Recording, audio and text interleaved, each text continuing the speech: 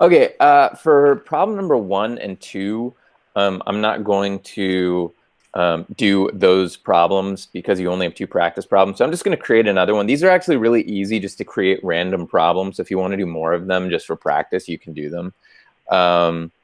What it's asking is to evaluate the 6 trig functions of an angle theta. So this was when we took our right triangle trigonometry and we broke out of acute angles. So we could say, well, what sine of 127 degrees? Like what's the definition of that? So the way we can kind of think of that is that we're still going to reference our right triangles. We're just going to do them on a coordinate grid, drawing the angles in standard form. So let me come up with another example of this. So let's say you have an angle that is greater than 180 degrees or greater than 90 degrees. I'm going to say it's like right here. And I'm not going to say I know what that angle is. I'm going to say that I don't know, because in these problems, we don't know what the angle is. We just know that at some point on the terminal side of that angle, we know one of those coordinates. And I know this is in the third quadrant here, so I'm just going to make up some numbers. I'm going to say that that's at, I don't know, -3, -2.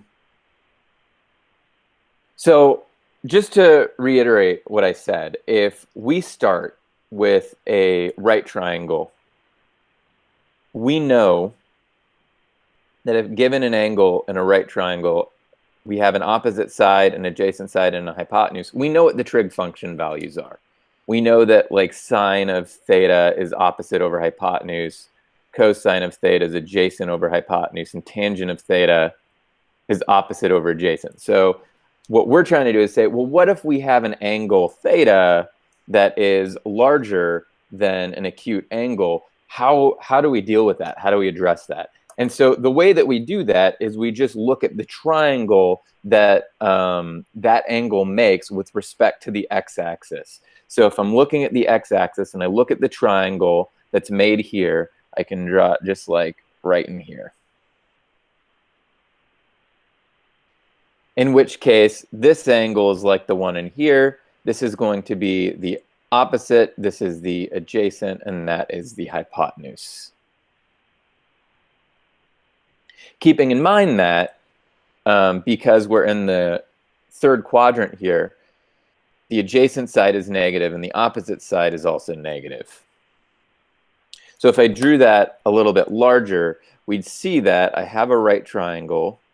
I've got some angle, which we call our reference angle, and I know that I'm moving back 3 units and down 2 units.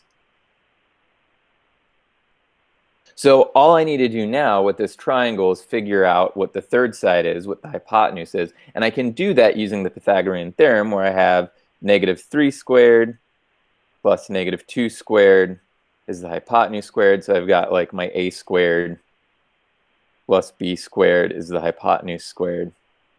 And -3 squared is 9. And -2 squared is 4.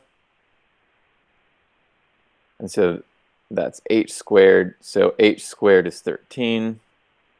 And h is √13.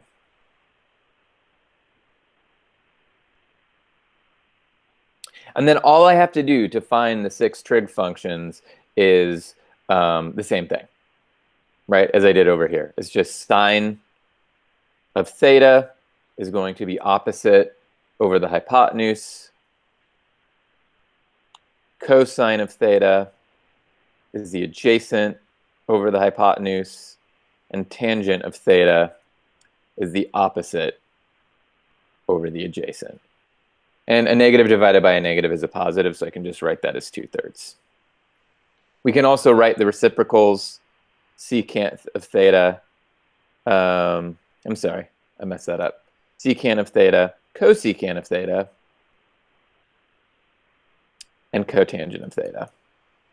And from those other ones, we can write these. So I've got √13 over -2, √13 over -3, and 3/2.